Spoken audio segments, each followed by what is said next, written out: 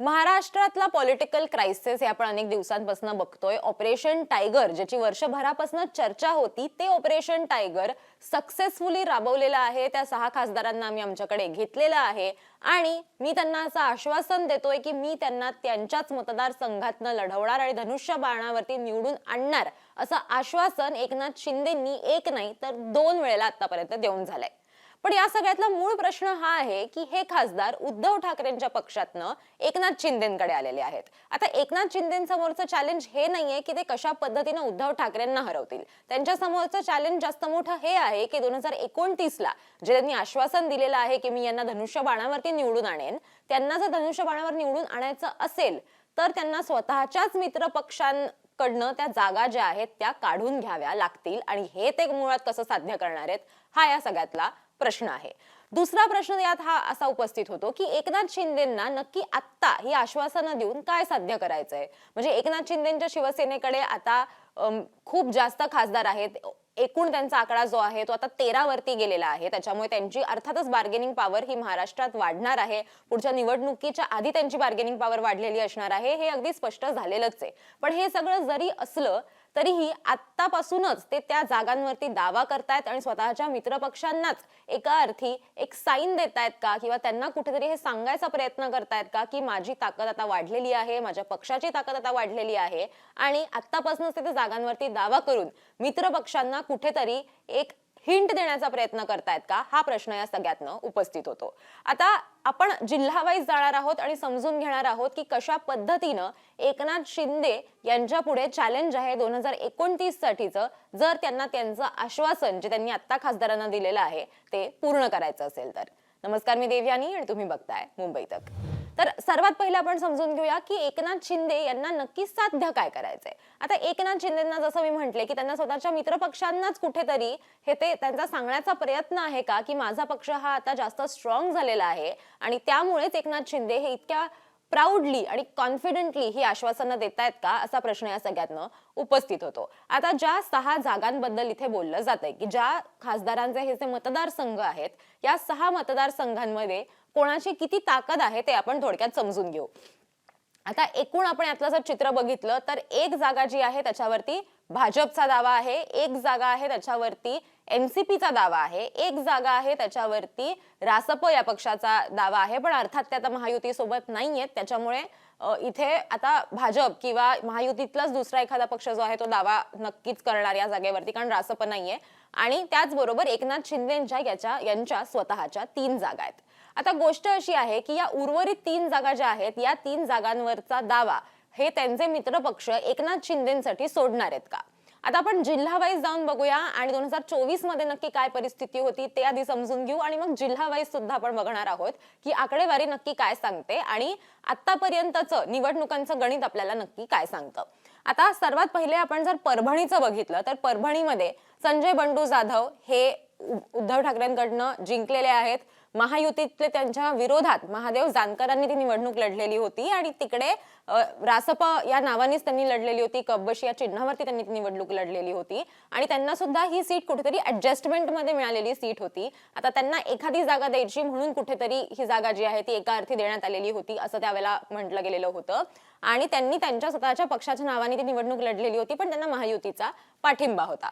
आता धाराशिवमध्ये आपण जर बघितलं तर ओमराजे निंबाळकर त्यांच्या विरुद्ध अर्चना पाटील या एनसीपी अजित पवारांच्या पक्षाच्या उमेदवार होत्या. आता अर्थात धाराशिवमध्ये ओमराजेंसाठी कशा पद्धतीने एकनाथ शिंदे 2029 ला लढतात हे बघणं इंटरेस्टिंगच असणार आहे, कारण धाराशिवचं ही गणित खूप वेगळं आहे.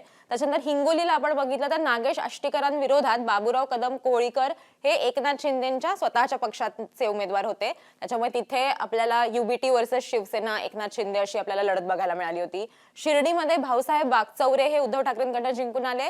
त्यांच्या विरोधात सदाशिव लोखंडे जे गेल्या 2 टर्म तिथे खासदार होते त्यांचा पराभव झालेला होता, जे पुन्हा एकदा एकनाथ शिंदेंकडनं होते. त्याच्यानंतर मुंबई ईशान्य संजय दिना पाटील हे तिकडनं उमेदवार होते उद्धव ठाकरेंकडनं, जे जिंकले आणि त्यांनी मिहीर कोटेचा जे भाजपचे अगदी स्ट्रॉंग होल्ड कोर भाजपचे मानले जातात त्यांचा पराभव झालेला होता. आणि यवतमाळ वाशिम मध्ये आपण बघितलं तर संजय देशमुख हे तिकडे निवडून आलेले होते, त्यांनी राजश्री पाटील यांचा पराभव केलेला होता, ज्या शिवसेना एकनाथ शिंदेंच्याच पक्षाकडनं त्यांना उमेदवारी देण्यात आलेली होती. पण या सगळ्यामध्ये भावना गवळी यांना त्यावेळेला त्यांचं तिकीट जे आहे ते कापून राजश्री पाटील यांना तिकीट देण्यात आलेलं होतं. सो एकूण आपण जर बघितलं तर 3 अशा जागा आहेत जिकडे मित्र पक्ष आहेत. म्हणजे आता पहिली जागा आपण परभणी आत्तासाठी जर सोडून दिली, कारण की रासप काही महायुतीसोबत नाहीये आता म्हणून, तर ही तरीही एक जागा वेकेंट राहते. आता ही कोणाकडे जाते नंतर त्यावेळेला हे बघणं इंटरेस्टिंग असेल. पण धाराशिवचा एनसीपी अजित पवारांचा पक्ष स्वतःचा दावा सोडेल का, हा एक प्रश्न उरतो. त्याचबरोबर यवतमाळ वाशिम मध्ये तर शिंदेची जागा आहेच, पण मुंबई ईशान्य भाजप स्वतःचा दावा सोडणार का एकनाथ शिंदेसाठी, हे बघणं सुद्धा इंटरेस्टिंग असणार आहे. आता आपण जिल्हा वाईज जाऊन बघूया की कशा पद्धतीचे तिकडचे इक्वेशन्स आहेत. आता पहिला मतदारसंघ आहे शिर्डीचा. भाऊसाहेब वाकचौरे यांनी ज्या वेळेला असं ठरवलं की एकनाथ शिंदेसोबत जायचं, त्यावेळेला त्याच्या आधी त्यांनी अनेक स्टेटमेंट्स केलेले होते. उद्धव ठाकरेंची भेट घेतली त्यावेळेला ते असं म्हटलेले होते की नाही, साईबाबांची शपथ घेतो वगैरे वगैरे, हे सगळं आपण बघितलेलं आहे. पण आपण शिर्डीमध्ये जर बघितलं तर 2014ला शिवसेनेच्या उमेदवार होते सदाशिव लोखंडे, त्यांचा विजय झालेला होता. 19ला त्यांचा विजय झालेला होता. 24ला ते उमेदवार होते, पण त्यांचा तिथे पराभव झाला आणि त्यांचा पराभव होऊन भाऊसाहेब वाकचौरे हे तिकडनं निवडून आले उद्धव ठाकरेंच्या मशाल या चिन्हावरती.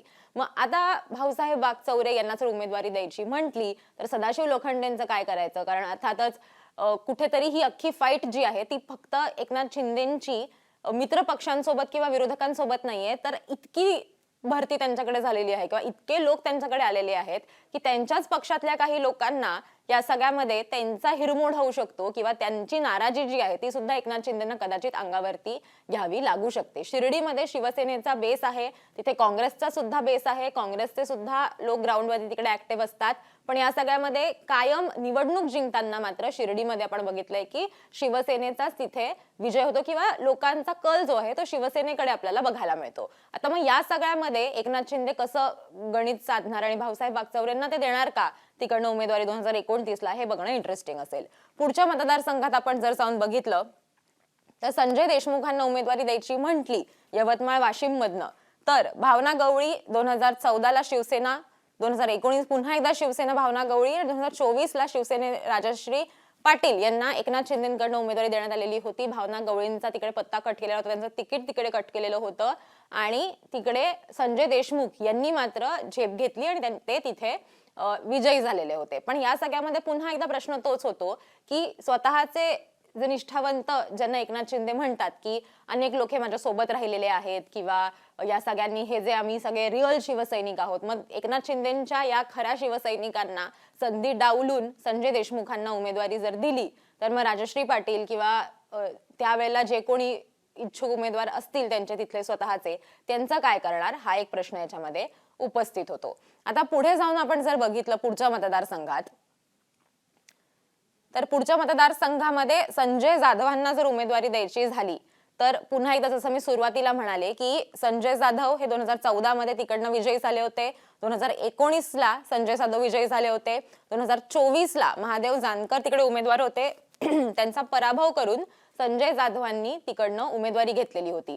परभणीमध्ये या आधी एकदा असं झालेलं होतं की एका लोकल निवडणुकीमध्ये संजय जाधव हे नाराज झालेले होते आणि त्यावेळेला त्यांनी राजीनामा द्यायचं असं ठरवलेलं होतं, पण त्यावेळेला उद्धव ठाकरेंनी मध्यस्थी केली होती आणि त्यांनी संजय जाधवांची समजूत काढलेली होती आणि त्यांना तुम्ही काम सोडू नका, तुम्ही पद सोडू नका असं म्हणून त्यांची समजूत घातली होती आणि त्याच संजय जाधवांनी आता एकनाथ शिंदेसोबत ते गेलेले आहेत. पण मग या सगळ्यामध्ये तिथे काय होणार, आणि खरं तर राष्ट्रवादी काँग्रेस अजित पवारांना ही जागा हवी होती, त्याच्यामुळे 2029ला जर हे सगळे पक्ष एकत्र लढले तर अजित पवारांची राष्ट्रवादी सुद्धा या जागेवरती दावा करू शकते. कारण त्यावेळेला अर्थात असं सुद्धा म्हटलं गेलं होतं की महादेव जानकर हे माढामधनं खरं तर इच्छुक होते निवडणूक लढण्यासाठी, पण ते संभव त्यांना ती जागा सुटली नाही किंवा त्यांना ती द्यायची नाही असं ठरलं आणि मग त्यांना परभणीसाठी त्यांना सेटलमेंट म्हणून ही जागा जी आहे ती एका अर्थी देण्यात आलेली होती. पण मग काय करायचं आता जर हे खरंच असं झालं आणि महादेव जानकर जर त्यावेळेला जरी नसले तरी मग अजित पवारांचा पक्ष इथे दावा जो आहे तो ठोकू शकतो किंवा ते म्हणू शकतो की आम्हाला ही जागा हवी आहे. पण तिथे जरी शिवसेनेचा उमेदवार असला तरी मग संजय जाधवांना उमेदवारी द्यायची का स्वतःच्या पक्षातल्या कोणाला तरी तिथे संधी द्यायची, हा प्रश्न एकनाथ शिंदेसमोर उपस्थित नक्कीच होऊ शकतो. आता पुढे आपण जर जाऊन बघितलं तर धाराशिवमध्ये तर आपल्याला माहितीच आहे की शिवसेनेची ताकद आहेच. कोर शिवसैनिक आपण जर म्हटलं की धाराशिव हा एका अर्थी शिवसेनेचा बालेकिल्ला आहे असं सुद्धा म्हटलं जातं. 14ला म्हणजे राष्ट्रवादी आणि शिवसेना अर्थात असं आपण बघितलंय की दोनही बाजू तिथे खरं तर स्ट्रॉंग आहेत, पण गेल्या अनेक वर्षांपासून तिथे शिवसेनेचे खासदार जे आहेत ते निवडून येतात. 14ला आपण बघितलं की रवींद्र गायकवाड निवडून आलेले होते, 19ला आपण बघितलं की ओमराजे निंबाळकर होते आणि 24ला आपण बघितलं की अर्चना पाटील या उमेदवार होत्या. पण त्यांचा पराभव जो आहे तो ओमराजे निंबाळकर यांच्याकडनं करण्यात आला होता आणि पराभव फक्त करण्यात आलेला नव्हता, तर 3.5 लाख मतं ही ओमराजे निंबाळकरांना त्यावेळेला मिळालेली होती. तितक्या लीडनी त्यांनी हा पराभव केलेला होता. त्यामुळे आता ज्यावेळेला ओमराजे निंबाळकरांनी हे ठरवलं की मी एकनाथ शिंदेसोबत जाणार आहे, त्यावेळेला तिथे अनेक लोक नाराज होते आणि ही गोष्ट आमच्या ग्राउंड रिपोर्ट्समध्ये सुद्धा दिसून आलेली आहे. आमचे प्रतिनिधी ओमकार बाबळे यांनी ज्यावेळेला जाऊन धाराशिवला रिपोर्टिंग केलं आणि तिथल्या सामान्य लोकांना, कार्यकर्त्यांना नाही, सामान्य लोकांना ज्यावेळेला त्यांनी विचारलं, त्यावेळेला त्यांचं असं म्हणणं होतं की त्यांनी निष्ठा ठेवायला हवी होती, त्यांनी उद्धव ठाकरेंसोबत राहायला हवं होतं, ओमराजे चुकलेत. त्याचबरोबर कैलास पाटील हे ओमराजेंचे जवळचे मानले जातात, पण त्यांनी सुद्धा हे म्हटलेलं आहे की एका अर्थी ओमराजे चुकलेले आहेत, पण मी मात्र उद्धव ठाकरेंसोबत आहे आणि माझी लॉयल्टी ही त्यांच्यासोबतच आहे असं त्यांनी यावेळेला म्हटलेलं आहे. आमदारांची बैठक सुद्धा झालेली होती, त्या बैठकीत सुद्धा त्यांनी हे आमच्या माध्यमावरती सांगितलेलं आहे, आमच्याकडे त्यांनी हे म्हटलेलं आहे की मी उद्धव ठाकरेंची साथ सोडणार नाहीये, हा माझा शब्द आहे असं ते म्हटलेले. आता बघू पुढे काय होतं. पण एका अर्थी धाराशिवमध्ये सुद्धा तोच प्रकार आहे की धाराशिवमध्ये जर ओमराजेंना जर संधी द्यायची म्हटली तर राष्ट्रवादी अजित पवारांचा पक्ष तिथली जागा त्यांची सोडणार आहे का? कारण आपण कायम राष्ट्रवादी आणि शिवसेना यांच्यामध्ये तिथे फाईट बघितलेली आहे. त्याच्यामुळे तिथे राष्ट्रवादी हे ओमराजे आता फक्त शिवसेनेत आलेले आहेत, आपल्या मित्र पक्षाकडे ते आलेले आहेत, म्हणून ते जागा सोडतील का, तर हे बघणं महत्वाचं असणार आहे. आता याच्यामध्ये भाजप मध्यस्थी करेल आणि समजूत काढेल का काय होईल हे आता सांगता येत नाही. अनेक इक्वेशन्स जे आहेत ते अनेक वर्षांमध्ये बदलत असतात, पण ओमराजेंना ती संधी दिली जाईल का आणि त्यांना त्याच मतदारसंघातनं त्यांना पुन्हा एकदा निवडून येता येईल का आणि ते निवडून येऊ शकतात का, हा प्रश्न सुद्धा या सगळ्यातनं विचारला पाहिजे. आता पुढे जाऊन आपण जर बघितलं तर हिंगोलीमध्ये सुद्धा इंटरेस्टिंग इक्वेशन आहे, कारण हिंगोलीमध्ये काँग्रेस होते 2014ला, राजीव सातव तिकडनं निवडून आले होते. 19ला आपण बघितलं की शिवसेनेचे हेमंत पाटील तिकडनं निवडून आले होते. त्यांच्याच पत्नी आहेत राजश्री पाटील, ज्यांना तिकडे संधी देण्यात आलेली होती दुसऱ्या मतदारसंघात. शिवसेना 2024 मध्ये शिवसेनेचे उमेदवार होते बाबूराव कदम कोहळीकर. आता बाबूराव कदम कोहळीकरांना त्यांची संधी काढून घेऊन किंवा त्यांना पुन्हा एकदा संधी न देऊन, जे ते आता आमदार सुद्धा आहेत, पण त्यांना जर पुन्हा एकदा खासदारकीचं तिकीट द्यायचं असेल तर मग नागेश अष्टीकरांचं काय करायचं? कारण नागेश अष्टीकर यांचा हिंगोलीमध्ये स्वतःचं कॅडर नाहीये, पण नागेश अष्टीकर हे उद्धव ठाकरेंच्या मशाल या चिन्हावरती निवडून आलेले होते. ते होते ज्यांनी सर्वात पहिले हे म्हटलेलं होतं की आमच्याकडे फंड्स नाहीयेत, आम्ही विरोधी पक्षात काम करत असल्यामुळे आम्हाला लोकांची कामं करता येत नाहीयेत आणि म्हणून आम्ही सत्तेत जायचा निर्णय घेतलेला आहे, असं ते सर्वात पहिले म्हटलेले होते. आणि मग त्यानंतर अर्थात ओमराजे निंबाळकरांनी हे म्हटलेलं होतं की आम्हाला निधी खर्च करता येत नाही, एक ट्रान्सफॉर्मर बसवता येत नाही, अगदी छोटी छोटी कामं जी आहेत ती आम्हाला करता येत नाहीयेत आणि म्हणून सत्तेत जायचं आम्ही ठरवलेलं आहे, असं ते त्यावेळेला म्हटलेले होते. पण मग हे झालं तर पुन्हा एकदा मग हिंगोलीत शिवसेनेचा स्वतःचा जरी दावा असला, म्हणजे तिकडे जरी त्यांचाच उमेदवार होता किंवा त्यांनीच ही जागा जरी लढवलेली असली उद्धव ठाकरेंच्या पक्षाच्या विरोधात, तरी मग ते बाबूराव कदम कोहळीकरांना पुन्हा एकदा संधी देणार नाहीत असा त्याच्यातनं अर्थ काढायचा का, किंवा ते स्वतःच्या पक्षातनं इतर कोणाला संधी न देता पुन्हा एकदा नागेश अष्टीकरांनाच तिकडे संधी देतील असं म्हणायचं का, हे बघणं ही महत्वाचं असणार आहे. नंतर आपण जर जाऊन बघितलं पुढे तर संजय दीना पाटील यांना उमेदवारी देणार का? आता ही एक इंटरेस्टिंग सीट आहे, कारण मुंबई ईशान्य हा जो भाग आहे इथे आपल्याला गुजराती, मारवाडी आणि मराठी समाज अशी 3 समाजाचं कॉम्बिनेशन आपल्याला तिथे बघायला मिळतं मतदारांमध्ये आणि भाजपचा हा स्ट्रॉंग होल्ड आहे. आपण तुम्हाला याच्यातही दिसतंय की 2014 असेल, 2019 असेल किंवा 2024 असेल, 2 वेळेला भाजपचे तिथे सलग खासदार जे आहेत ते निवडून आलेले आहेत. किरीट सोमय्या असतील, मनोज कोटक असतील, त्याच्यानंतर आपण बघितलं तर मिहिर कोटेचांचा पराभव जो आहे तो झालेला होता आणि तो केला होता संजय दीना पाटलांनी. म्हणजे शिवसेना, उद्धव ठाकरेंच्या शिवसेनेसाठी ही जागा अत्यंत महत्वाची होती. मुंबईतली अत्यंत महत्वाची जागा भाजपचा गड, ज्याला खरं तर एका अर्थी आपण म्हणू शकतो, अशी ही जागा होती आणि तिथे उद्धव ठाकरेंनी त्यांच्या उमेदवाराला निवडून आणलेलं होतं. पण त्यांनी हे केलेलं असताना संजय दिना पाटलांचं असं म्हणणं आहे किंवा एकनाथ शिंदेंनी हे जे आश्वासन दिलेलं आहे मुळात, की मी यांना निवडून आणेन, मी तुम्हाला तुमच्याच मतदारसंघातनं धनुष्यबाणावरती निवडून आणेन, हे त्यांनी सर्वात पहिले संजय दिना पाटलांना दिलेलं होतं हे आश्वासन, असं म्हटलं गेलं. आणि त्याच्यानंतर हे सगळं समोर आलं की त्यांनी खासदारांना मी धनुष्यबाणावरती निवडून आणणार आहे वगैरे वगैरे, मग त्यांनी माध्यमांमध्ये येऊन ती प्रतिक्रिया दिलेली होती. पण ही बोलणी जी आहे ती सर्वात पहिले संजय दिना पाटलांसोबत झालेली होती असं म्हणण्यात आलं. मग आता संजय दिना पाटलांना जर तिकडनं निवडणुकीला उभं करायचं असेल यांना पुन्हा, किंवा त्यांना पुन्हा संधी द्यायची असेल, तर त्यांना भाजपला कन्व्हिन्स करावं लागेल त्यांचा गड सोडण्यासाठी, त्यांचा बालेकिल्ला सोडण्यासाठी, आणि मगच एकनाथ शिंदेना संजय दिना पाटलांना तिकडनं उमेदवार म्हणून त्यांना संधी देता येईल किंवा त्यांना तिथे निवडणुकीसाठी उभं करता येईल. त्याच्यामुळे हे अतिशय कॉम्प्लेक्स अशी सिच्युएशन तयार झालेली आहे. कारण आता एकनाथ शिंदेची फाईट ही फक्त विरोधकांसोबत नाहीये किंवा उद्धव ठाकरेंच्या शिवसेनेसोबत नाहीये, तर त्यांची जी फाईट आहे ती आता आहे स्वतःच्या मित्र पक्षांसोबत. आता अर्थात 2029 पर्यंत ते एकत्र राहतात का, त्यांच्यामध्ये का ते हे पक्षच वेगळे वेगळे लढतात, का ते महायुती म्हणूनच लढतात, आपल्याला आता आपण हा अंदाज बांधू शकत नाही. कारण आणखीन सुद्धा 2-2.5 वर्ष आहेत अजून ह्या सगळ्या गोष्टींना. पण तरी सुद्धा एक याच्यातनं गंमत अशी आहे की स्वतःच्या मित्र पक्षांना त्यांना कन्व्हिन्स करावं लागणार आहे की तुम्हाला तुमच्या सीट्सवरचा दावा सोडावा लागेल, कारण मी या खासदारांना आश्वासन दिलेलं आहे की मी यांना धनुष्यबाणावरती त्याच मतदारसंघातनं निवडून आणेन. आता दुसरी गोष्ट याच्यामध्ये अशी आहे की एकनाथ शिंदेंना हे करणं अगदीच अशक्य आहे का, तर असं नाही. आणि त्याचं कारण हे आहे की डिलिमिटेशन. आता डिलिमिटेशन मध्ये जर 50% जागा महाराष्ट्रातल्या वाढल्या लोकसभेच्या, तर आकडा जो आहे तो डबल होतो. 78 साधारण सीट्स ज्या आहेत त्या तयार होतील. त्या 78 सीट्स मध्ये आपण बघितलं तर 33% सीट्स ज्या असतील त्या महिलांसाठी रिझर्व्ड असतील, पण उर्वरित सगळ्या ज्या जागा आहेत त्या अवेलेबल असणार आहेत किंवा तिथे सुद्धा एकनाथ शिंदेंना मग या सगळ्या लोकांना लढवणं हे शक्य होऊ शकतं.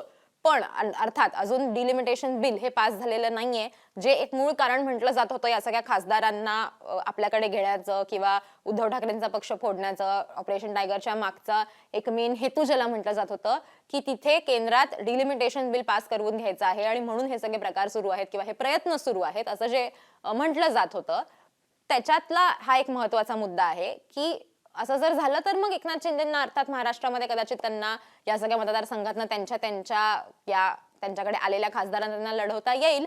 पण अर्थात हे सगळं खूप पुढचं आहे. पण आता हा व्हिडिओ करायचं कारण हेच होतं की एकनाथ शिंदेंनी जी आश्वासनं दिलेली आहेत ती आश्वासनं पूर्ण करण्यासाठी त्यांना अनेक फ्रंट्सवरती लढावं लागणार आहे. फक्त विरोधकांची नाही तर स्वतःच्या मित्र पक्षांची, स्वतःची ताकद त्यांना महाराष्ट्रामध्ये तितकी मेंटेन करावी लागणार आहे, ती तशीच ठेवावी लागणार आहे 2029 पर्यंत जेव्हा पुढच्या निवडणुका होतील. आणि मग त्यांना या सगळ्या खासदारांना दिलेलं आश्वासन जे आहे ते कदाचित पूर्ण करता येऊ शकतं.